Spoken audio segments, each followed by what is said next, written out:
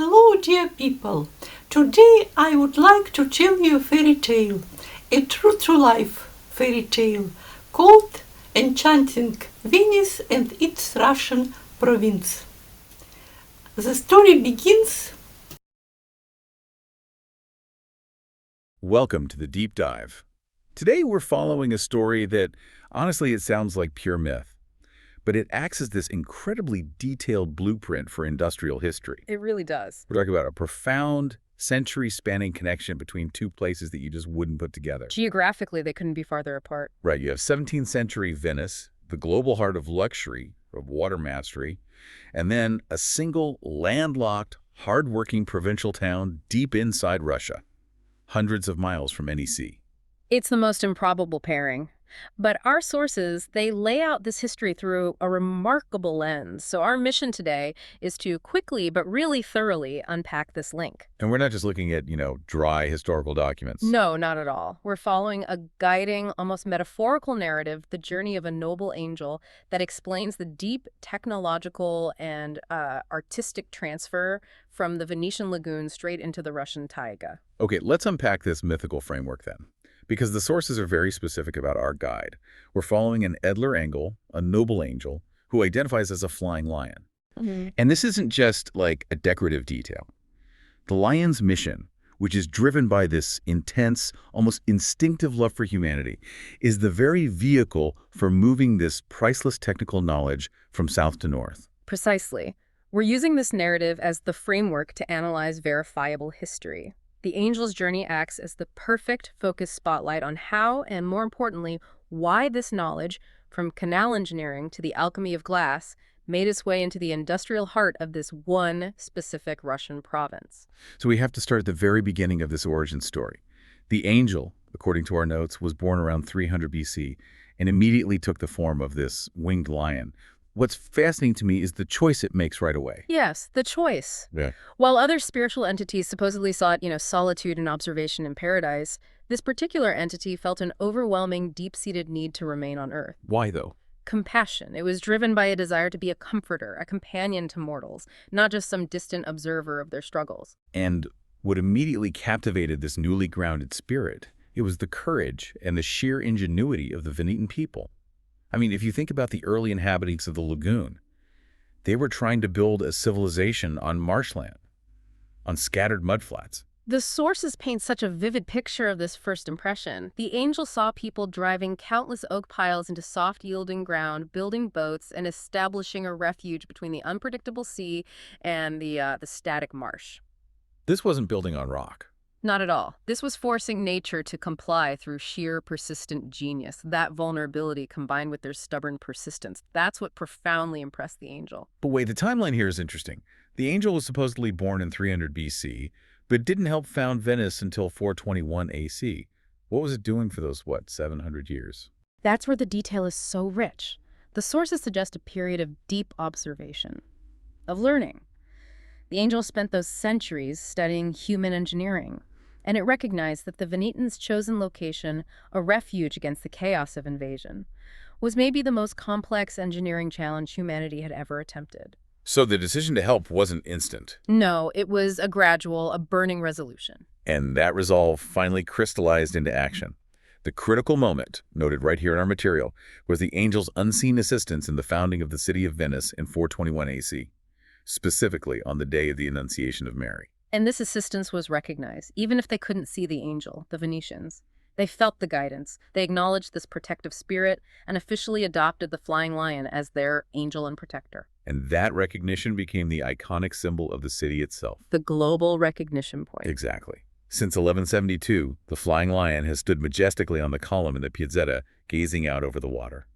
And critically, since 1261, that same image, the Edler Engel, has been depicted on the seal of the Doge. Which symbolizes not only the city's power, but that divine supportive origin story of its technical mastery over water. So, by the time we hit the 17th century, which is the era the angel is observing before its big journey north, Venice has been perfected. It's the culmination of 1,000 years of applied genius, all under the symbolic watch of our guide. That sets the stage beautifully for Section 1.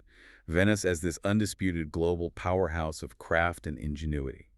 By the 17th century, Venice was a magnificent, world-famous metropolis. It was renowned not just for trade, but for its manufacturing prowess. It was truly the zenith of soft power. It attracted wealth and talent from everywhere. Absolutely. The sources list these specific industries that made Venice and the Lagoon Islands synonymous with elite luxury and technological secrecy. And these weren't just businesses, they were government-protected monopolies. We have to start with Murano glass. The sources stress the profound prestige of the Murano glassblower's monopoly. I mean, this wasn't just craftsmanship. It was a form of industrial alchemy. They held the secrets to creating crystal-clear glass, the cristallo, and even more importantly, large, flawless mirrors. The value was astronomical, and you have to understand this wasn't just decorative art, it was technology. If you were a European royal court in that era, possessing a Murano mirror or a crystal-clear drinking vessel was the ultimate status symbol. And the process itself. Oh, the process, the precise chemical composition, the heat control, the cooling was so protected that glass masters were forbidden from leaving the island under penalty of death to prevent the leakage of this critical knowledge. Wow. That really emphasizes the gravity of the knowledge that the angel later carries north with it. So if Murano was about the hardness and clarity of light, then Burano was all about the softness of fiber. Burano was the epicenter of high-end textile art, specializing in this incredible filigree lace making. And the specific type mentioned in the sources, the Punto in Aria, translates to stitches in the air. This is crucial. It sounds impossible. It almost was. It wasn't lace stitched onto a fabric base. It was needlework so fine and complex that the fibers appeared to float, achieved without any grounding cloth. It was the epitome of invisible artistry. And it was valuable. So coveted by European nobility, the sources state, that it was literally weighed like gold. The skill level required was just beyond compare. It set the global standard for luxury textiles. And the genius wasn't just visual and tactile, it was acoustic too. Venice was arguably the musical heart of Europe during this Baroque era. The local masters were producing these incomparably high-quality musical instruments. Violins and harpsichords, mainly. The quality of the construction, the varnishes, the precise selection of wood, all of it contributed to an unmatched tone and resonance. So this instrument production just cemented the city's reputation as a center where both high technology, precision crafting and high culture were completely inseparable. And underpinning all this luxury industry was the industrial muscle. Right, the colossal shipyards of the arsenal. Capable of producing a warship in a single day, the world's first true assembly line. Plus you had flourishing book printing houses, precious silk weaving operations, and the specialized production of aromatic perfumes. So Venice, at this point, represented a global concentration of technological and artistic mastery. This is the environment the angel is observing around the year 1700. It's residing in the ultimate hub of wealth, exchange, and innovation, and then comes the critical turning point. The discovery of a mirror image hundreds and hundreds of miles away. Exactly. This occurred through something called the Meyerberg Album. Okay, what was this album and why was it in Venice? So, Augustin von Meyerberg was an Austrian diplomat. He undertook a legation journey through Russia between 1661 and 1662, and crucially, he documented his journey meticulously, with detailed drawings of the Russian landscape and its inhabitants. So it was like a travelogue. A very detailed one. And the album, which was circulating in European diplomatic circles, was a rare window into the vast, largely unknown Russian interior. And the visual shock the angel experienced upon seeing these drawings was profound. His gaze was drawn to one specific region, about 400 kilometers north of Moscow. Why there? Because it bore a striking, almost unbelievable similarity to the Venetian homeland. It was the settlement area of the Volokan people. And here's the parallel that resonated with the angel's origin story. Exactly. Just like the Venetians, they lived on islands amidst a dense, complicated network of rivers and lakes. They weren't fighting the water, but living in a deep symbiosis with it, adapting to it as a source of life and, local protection. It was a northern, much more rugged reflection of the Lagoon refuge. A familiar geography, a familiar water-based existence, but the sources make it starkly clear that the Volokans' lives were dominated by a crushing physical hardship. Which brings us directly to Section 2, the severe difficulties of the High Volok. Their entire economic and physical existence was defined by a single geographical feature. And we need to define Volok clearly here. It's the Russian term for these strategically critical land bridges between major rivers. They served as necessary portages. This was the opposite of engineering elegance. This was brute force.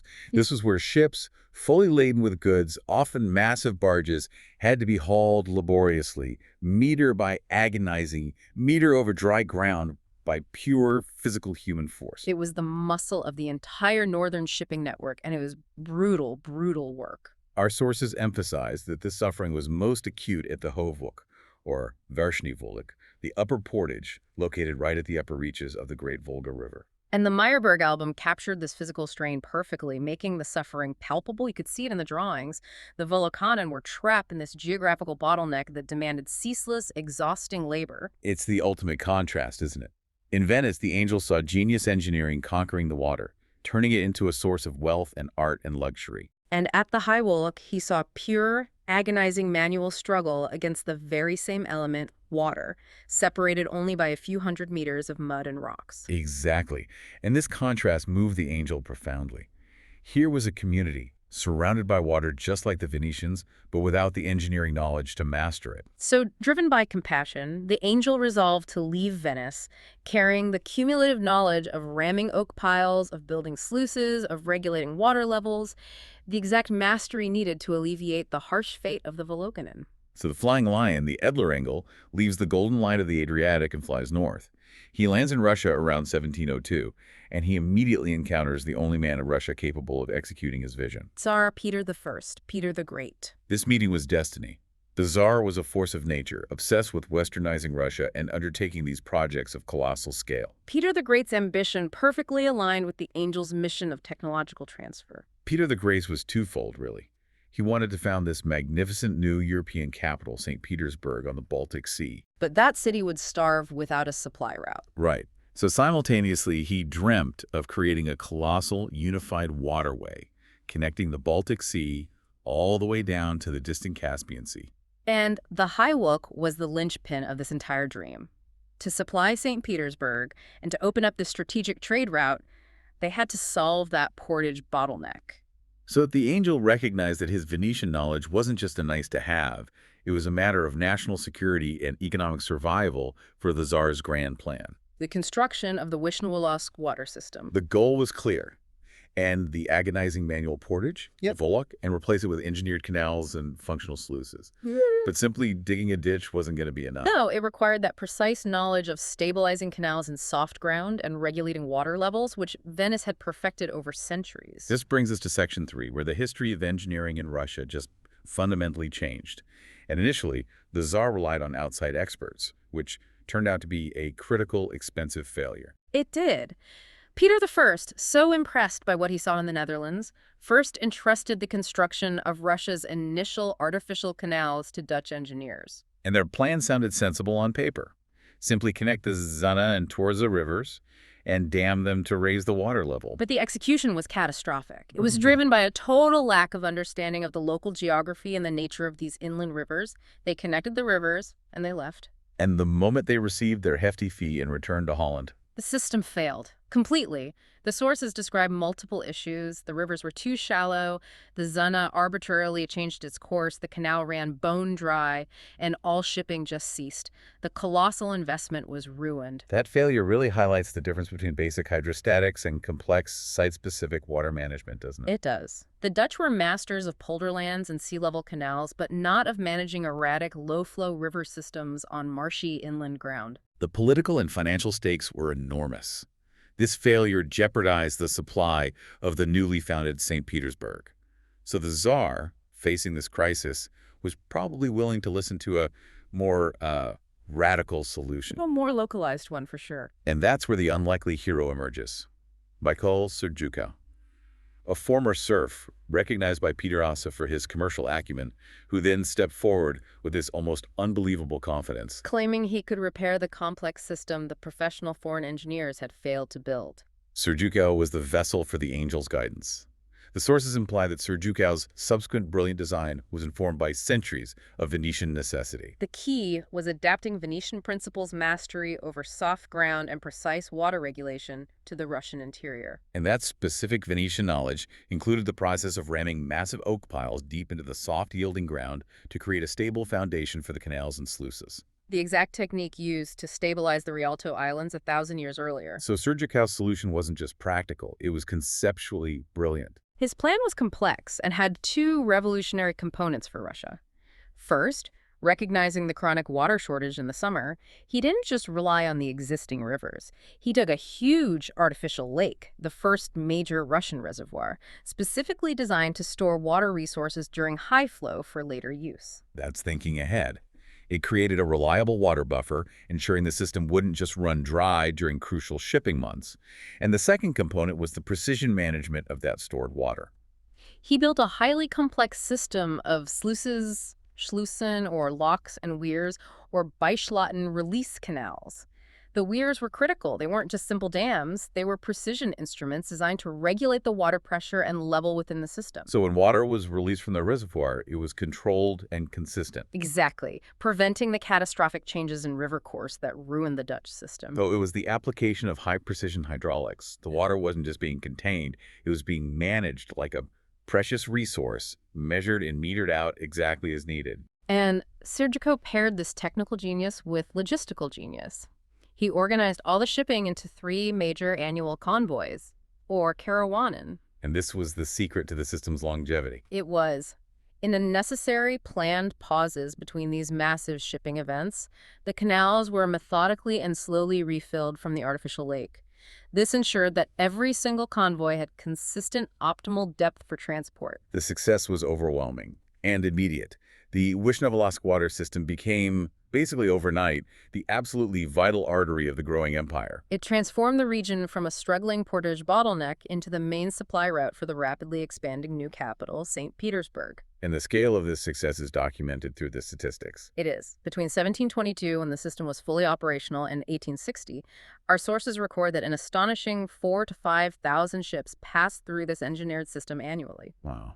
For 140 years. For 140 years, it was the backbone of Russian logistics. A profound example of how applying specific, sophisticated knowledge, in this case Venetian mastery of soft ground and water management, can fundamentally alter the history and economics of an entire nation. The system only gradually lost importance after the construction of the Moscow-St. Petersburg Railway in 1860, which offered a faster alternative, but the legacy remains concrete. The former struggling settlement of the Volokans became the powerful city of Vyshny Volochy, a testament to Sir Jucau's brilliance and the angel's critical guidance. So the engineering mission, the relief of physical suffering, was complete. But if the angel truly brought the spirit of Venice, that blend of technology and artistry, we should expect to see more than just canals. Yes. Where did that legendary Venetian craftsmanship reappear? That takes us to Section 4, the industrial echoes in the Russian north. So around 1725, with Peter the Great satisfied and the waterway functioning perfectly, the angel's functional duty was done. But the sources note a profound shift. The angel, accustomed to the golden light and the sea breeze of the Adriatic, felt this intense soul longing for Venedig. But before leaving, it made one final provision for the city of Vyshny Volochy. It summoned what it called its small brothers majestic, but importantly, wingless lions. He didn't just ask them to stand guard. He instructed them in specific, lasting principles: urban development, the protection of the critical dams and sluices, and the perpetual necessity of balancing commerce and culture. So these stone guardians, the earthly manifestations of the flying lion's protective spirit, were installed to watch over the canals. They're a physical, tangible link to the city's foreign, enlightened origin. The angel then flew south, leaving this physical, enduring blueprint behind. But the instruction regarding craft didn't materialize immediately. When it did, though, the parallels to Venice were stunning. Let's start with glass, moving from Murano crystal to perhaps the most iconic symbol of the Soviet Union. The Moscow Kremlin's ruby stars. The industrial chapter began in 1923. The Bolsheviks repurposed a chemical plant on the riverbank into the glass factory Rodermay, or Krasny-May. At first, they were just producing simple glassware, but the spirit of glass alchemy, carried by the angel's vision of Murano, was dormant. It was waiting. And that moment arrived in the middle of World War II in 1944. The iconic red stars crowning the Moscow Kremlin towers had been damaged or darkened over time, and they needed replacement. This was an enormously prestigious, highly technical challenge, creating new, luminous Rubin glass that would shine flawlessly above the Capitol. And the contract went to the masters at Roedermay in Wyshny Volochyok. Here's where the specific technical knowledge brought by the angel manifests centuries later. The challenge was deep optical physics. See, ruby glass, which gets its deep color from adding colloidal gold, is incredibly light absorbent. If you illuminate standard ruby glass from the inside, like the Kremlin stars are, the deep red light absorbs the internal electricity and the star appears dull, or even black rather than brilliant red. So how did the Russian masters, channeling that same secretive mastery that defined Murano, solve this absorption problem? They developed a revolutionary engineering solution, a unique four-layered Rubin glass.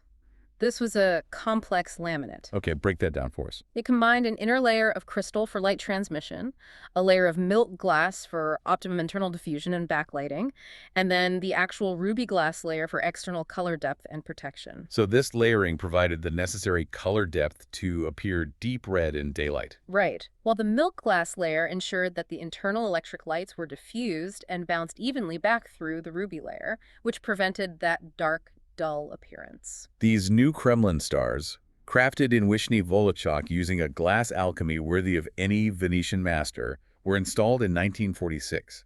They were shining brightly over the Capitol, but their technical excellence didn't end there. No, they continued to refine the technique. In 1974, they created an even more brilliant three-layered Rubin glass for a further modernized refinement of the stars. It proves this enduring commitment to mastery and innovation that mirrors the secretive and protected monopolies of Murano. The Roedermay factory also gained international fame for a second achievement. It's precious sulfur glass. This glass is rightly referred to as the Russian wonder. By adding metal sulfides during the melting process, they achieved these incredibly complex, opalescent, marbled, gem-like patterns. So it wasn't just color. No, it was depth and internal movement. A kind of petrified storm that brought it into direct, favorable comparison with the finest, most sought-after Murano pieces. It's just astonishing that this intense focus on light, color, and technical perfection, the very essence of Venetian glass, was resurrected in a provincial Russian city built on canals designed by a former serf. But sadly, the industrial tide turned. The Roedermay factory, like so many industrial behemoths, closed its doors forever in 2002. Only a museum preserves its treasures today. But the angel, back in Venice, sensed the final triumph. The sources describe this moment of acknowledgement. The angel flew directly to Moscow, landing on the Spasskaya Tower, the savior tower of the Kremlin. It touched the glass of the giant star, recognizing the mastery immediately. And the deep glowing red of that laminated glass, the sources note, was the exact same red that had been used centuries earlier in the ceremonial robes of the Venetian doges and the rubies sought by Murano glassblowers. It was a final, profound moment of convergence. The technology had traveled, it had incubated, achieved perfection, and now it served as a permanent beacon. The flying lion blessed the enduring light and returned south. Let's transition to textiles. If Murano provided the luminous color, Burano provided the exquisite thread. The legacy of Venetian textile art emerged in Wyshny Volochyok on a giant industrial scale. And the shift in scale here is crucial for understanding the transfer. In Venice, you had the hyper-luxury, hand-stitched, invisible artistry of Punto in Aria lace made by dozens of masters. In Russia, this legacy transformed into strategic industrial output employing thousands. The old Tobolka mill became the proletarish avant-garde, producing vast quantities of basic, undyed cotton yarns and fabrics. This wasn't about artistic filigree anymore. It was about clothing a massive nation.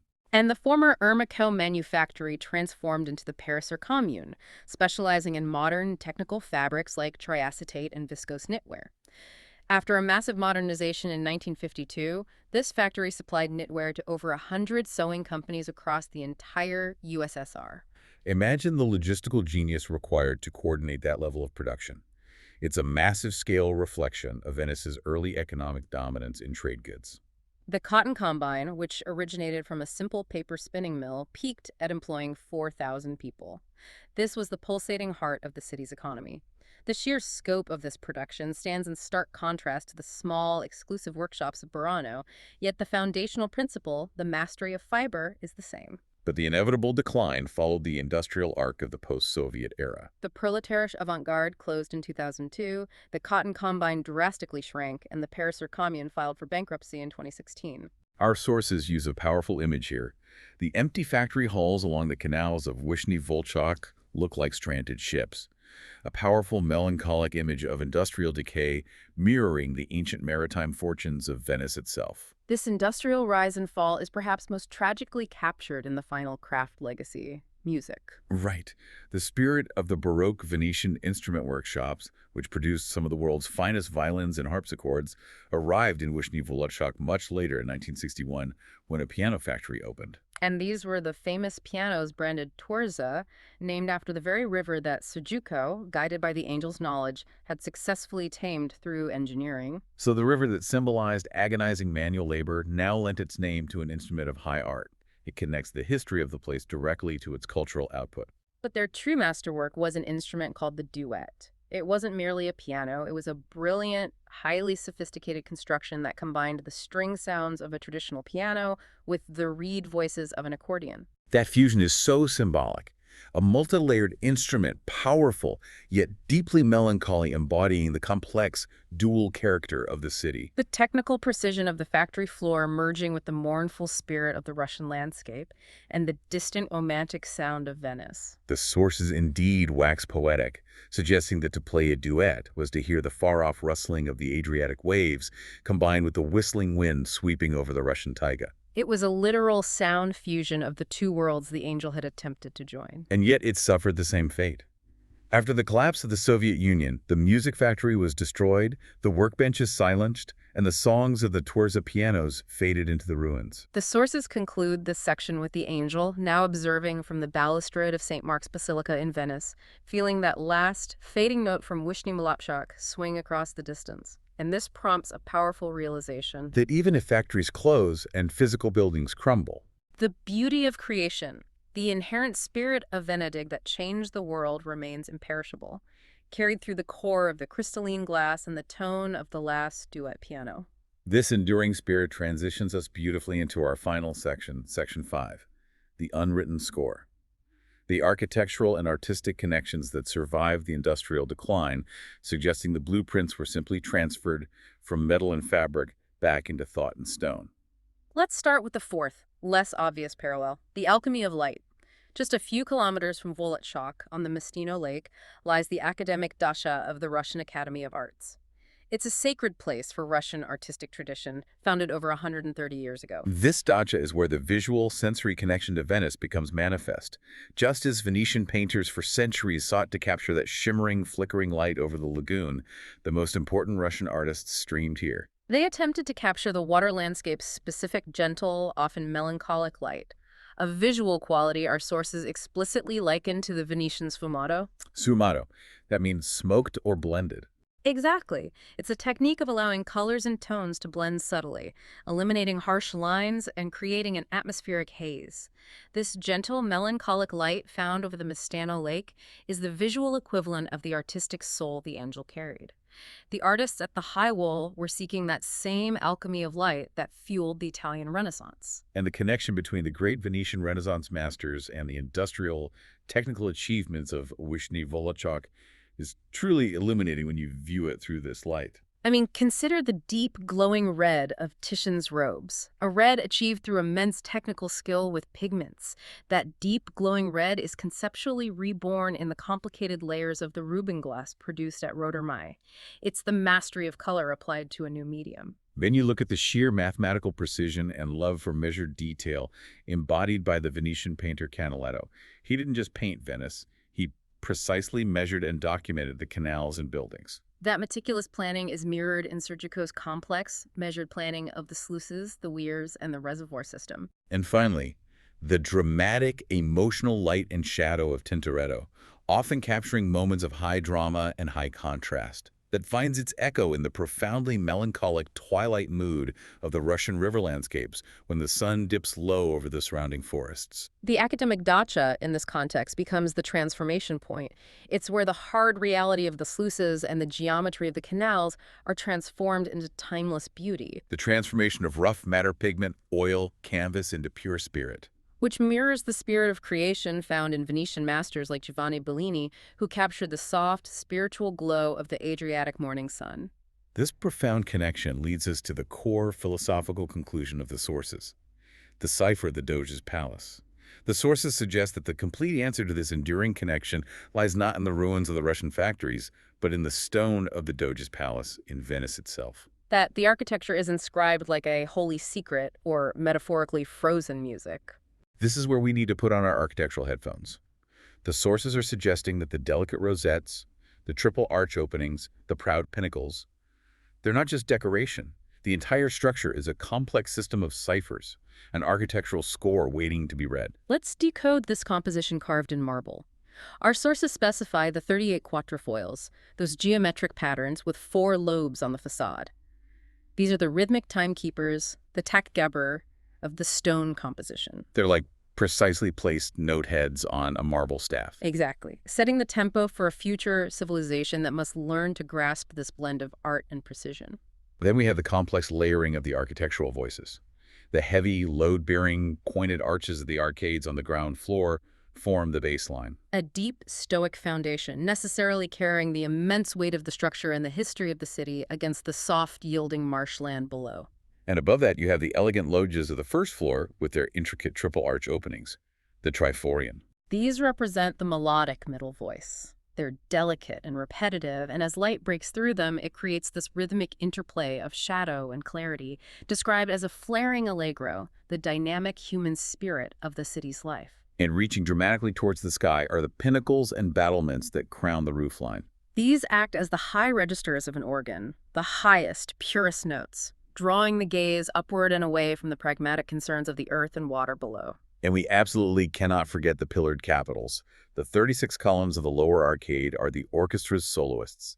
Each one is sculpted with incredible detail, depicting virtues, planets, and critically, different crafts and technologies. Their message is explicit. Any technology, whether the complicated layering of Rubin glass or the precise engineering of Sergio's sluices, requires a moral and artistic soul. So the angel's intent was to deliberately engrave this entire detailed body of knowledge, this connection between precision, virtue, and art, into the stone of the Doge's palace. A long-term architectural record designed to outlast the eventual chaos of time and the inevitable industrial decline in Russia. The structure whispers that the essential connection between the precision of the machine, the geometric perfection of the quatrefoils mirroring the precise angles of Sergio's weirs, and the soul of art is not lost, it's merely frozen, waiting for a future generation to learn how to read this petrified musical notation and unlock the symphony it holds. And the final piece of evidence that this score wasn't completely silenced is found back in the north, at the Dramatic Theater of Vyshny Volochyok. Opened in 1896, it's one of the oldest provincial theaters in Russia, and its facade carries direct, quieter, but unmistakable echoes of that Venetian score. If you look closely at the architectural details, You find fragments of the rosettes and the triple-arch loggias that adorn the Doge's palace. this can't be a coincidence. It proves that the builders understood the underlying principle. A venue dedicated to art, expression, performance must speak the language of universal harmony, a language first codified in the stones of Venedix. Here, between the tamed Zina and Torza rivers, the Triforion and the quatrefoils merge with the Russian soul.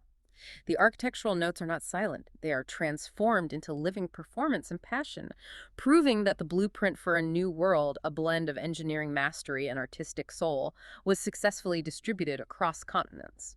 So let's bring this extraordinary deep dive together. We started with the mythical origins of the flying lion and the founding of Venice as a miraculous act of engineering. We followed the lion's compassion to the massive physical crisis at the Hohen Volok, where ships had to be agonizingly pulled over dry land. This guidance led directly to Mikhail Sergio's engineering triumph, informed by Venetian mastery of soft ground and water regulation, creating the vital Vyshnevolsk water system, the backbone of imperial Russian logistics for a century and a half. We then traced the three great industrial and artistic legacies.